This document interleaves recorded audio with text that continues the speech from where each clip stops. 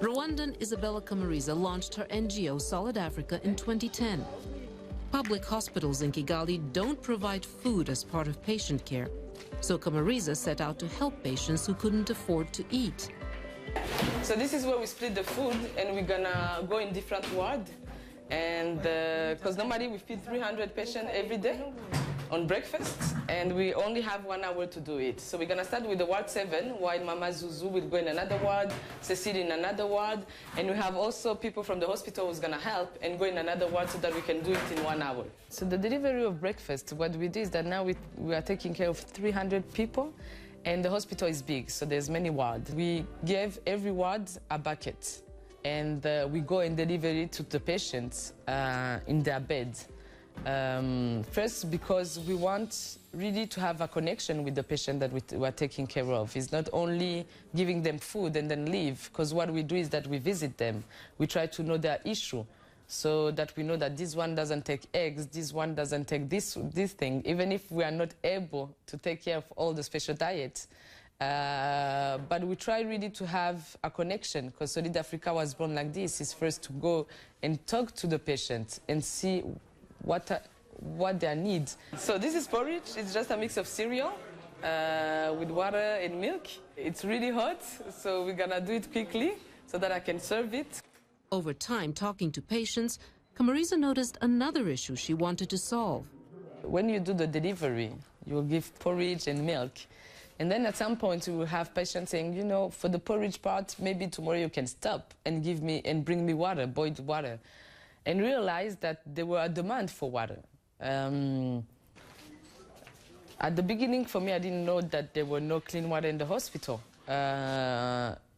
So for the first idea, we tried to find a solution. So I went in the Solidafrica meeting and trying to talk to the other members, saying how we can put clean water for all the people in CHK. And members were doing research and trying to see how we can do it at an affordable price, because we didn't have the money. Through fundraising efforts, Solidafrica was able to install a water tank in the hospital. This is the Solidafrica water tank, one of our pride in the hospital. So the idea is that we can do clean water, 2,000 liters every 3 hours, so that every patient can have clean water. So we put it next to the pediatric ward so that it's near to the children, and then for the other ward, we split it into jerrycans so that they can all have access to clean water. Our dream, if I can say, we intend to put this system in different hospitals so that they can all have access to clean water. With patients now having access to food and clean water, Kamariza started spending more time with the children.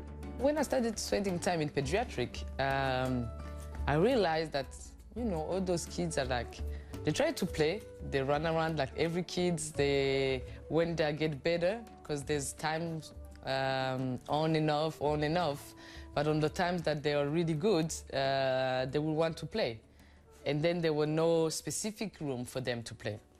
And then we went to the hospital, and we realized that even the doctors, the nurses, everybody has thought about it long time ago, even before I came. But they didn't have the means or the time to do it. There were a girl at that time, Claire, from Dartmouth University, and she had a grant of 5,000 USD. And so the doctors put us together. We did a meeting, and she agreed and saying, you know, my 5,000, I'm gonna give to Solidafrica if you agree to do the playroom. So this is Kinaukide. It means play while healing, so it's a playroom. I think when I started to come here, I have a lot of affection for children and old people. That's why it's so special to me, because every time I enter in the room and see children inside, I'm just happy to know that at least we have done that. As we all know, to heal, it's first mental. So if you are like in a good mood, if you have morale, you will heal more quickly than somebody who is depressed or desperate. So to give them that joy, the joy itself will make them healing more quickly. That's why we called it Kinaukide, play while healing, because we really think like playing is a part of the healing process. But the job can be emotionally draining.